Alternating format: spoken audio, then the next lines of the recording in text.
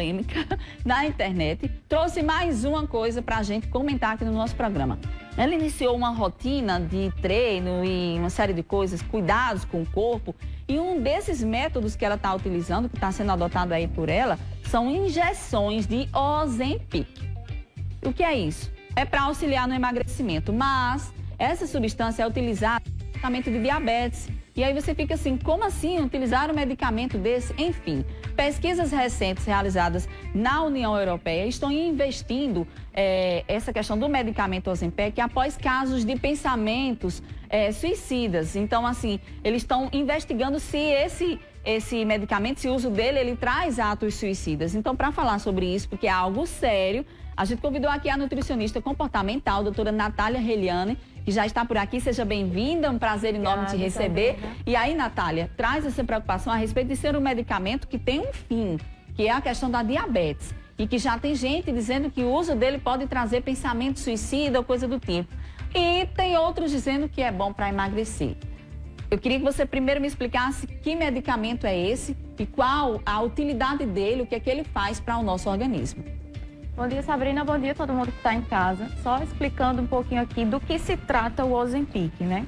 O Ozempic, inicialmente, ele foi um medicamento que foi desenvolvido, ele foi criado ali, como você bem falou, Sabrina, para o controle do diabetes tipo 2, né? Por causa de uma substância, existe um princípio ativo dentro do Ozempic chamado semaglutida.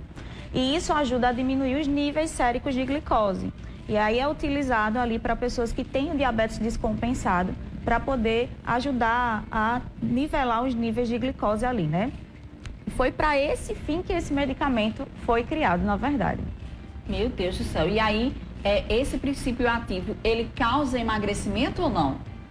Então, o emagrecimento, ele foi visto como um efeito colateral, digamos assim, desse medicamento. Foi observado que em pessoas que faziam uso do Ozempic, existia ali uma diminuição de peso, e aí alguns cientistas, alguns médicos foram investigando qual a relação disso. Na verdade, algumas substâncias que tem no Ozempic, eles agem no sistema nervoso central e podem ajudar ali a diminuir a produção da grelina, que é um hormônio ligado, que é o hormônio da fome, na verdade, né? Aquilo que faz a gente sentir fome, pode ajudar a regular isso ali também.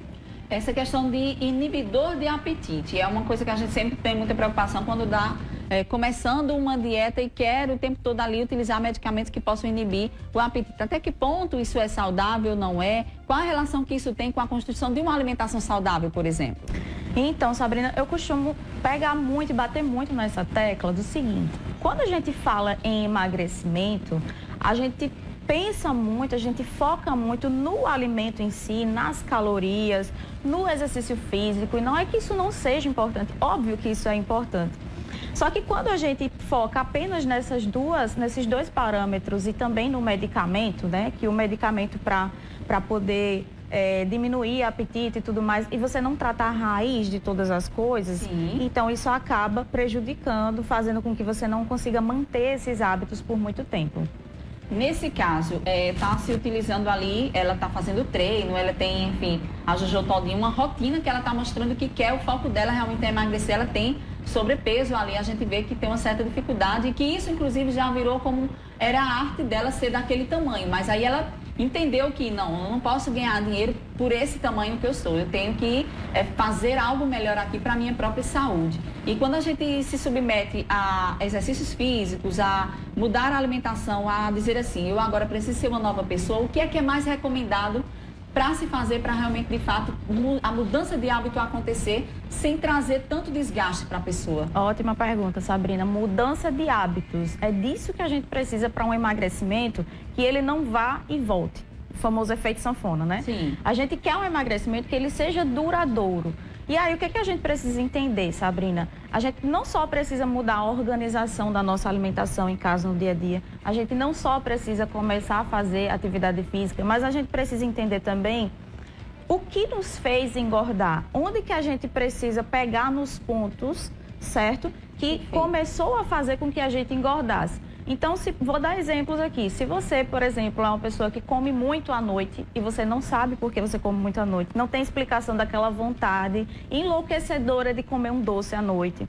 Ou você é uma pessoa que você desconta sua ansiedade na comida e você não trabalha esses pontos que inicia aqui.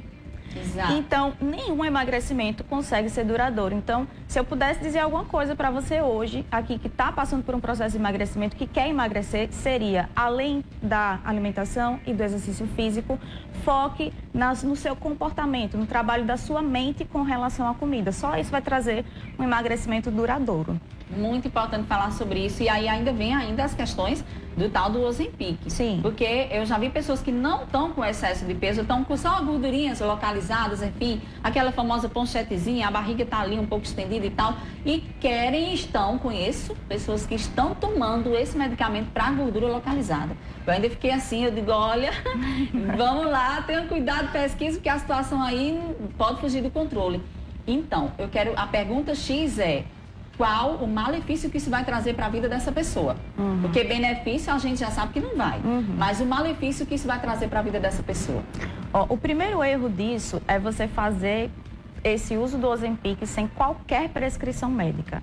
Como a gente sabe, o Ozempic, ele foi criado e ele é ali usado no tratamento de obesidade em algumas pessoas, mas principalmente para a questão do controle de diabetes tipo 2. Com a questão de influenciadores que foram propagando tudo isso, as pessoas começaram a usar isso de uma forma até descontrolada, digamos assim. Para você ter uma ideia, Sabrina, existem alguns lugares que até já relataram a falta do Ozempic para diabéticos, porque pessoas que querem emagrecer estão comprando demasiadamente. Meu Deus! Então, quais os malefícios para essa pessoa? Volto para o mesmo ponto aqui.